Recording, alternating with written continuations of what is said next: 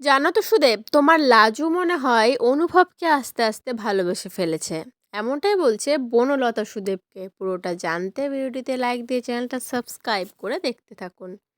কোণে দেখা হল সিরিয়ালের আগামী পর্বে আমরা দেখতে পাবো বনলতা সুদেবের সাথে কথা বলার জন্য একটা জায়গায় আসতে বলে। সুদেব সেখানে আসেও বনলতা আর সুদেব একটা টেবিলে গিয়ে বসে।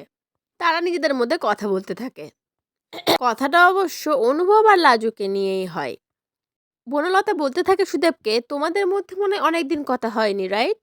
কথাও হয়ও না খুব একটা, তাই না?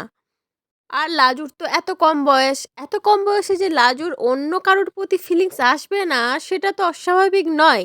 আর এক্ষেত্রে হয়েছেও সেটা। লাজুর অনুভবের প্রতি একটা দুর্বলতা তৈরি হয়েছে। আর হয়তো বনলতার অনুভবকে মুখে আস্তে সুদেব আস্তে তার বউ ভালোবাসতে শুরু লাজুর করেছে সম্পর্কে লাজু। এরকম কথা শুনে তো প্রচণ্ড রেগে যায়।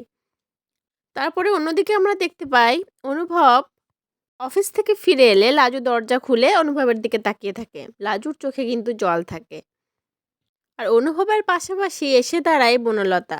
সে এসে লাজুকে বলতে থাকে, কিরে লাজু, তুই এখনো এখানে দাঁড়িয়ে রয়েছিস, চল ভিতরে চল। আর অনুভবের পাশে বনলতাকে দেখে কিন্তু লাজু একদম সহ্য করতে পারে না, মানে মনে মনে খুব কষ্ট পায়। মুখে তো তার কিছু বলার নাই, কারণ অনুভবের বউ তো বনলতা, সুতরাং বনলতা এই বাড়িতে আসবেই।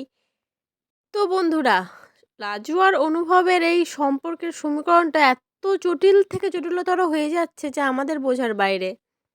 এবার লেখিকা কি লিখছে পরবর্তী ঘটনাগুলো সেটাই দেখার। বাট আমার যেটা মনে হয় লাজুর তার শ্বশুর বাড়িতেই ফিরে যাওয়া উচিত। অনুভব যেখানে বনলতাকে নিজের ইচ্ছাতে বিয়ে করেছে, সুতরাং বনলতার দায়িত্ব তো অনুভবকে নিতেই হবে। সে তো আর দু নৌকায় পা দিয়ে চলতে পারে না, একদিকে বনলতা একদিকে লাজু, এটা তো ইম্পসিবল ব্যাপার।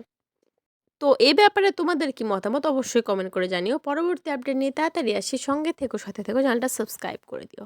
ধন্যবাদ।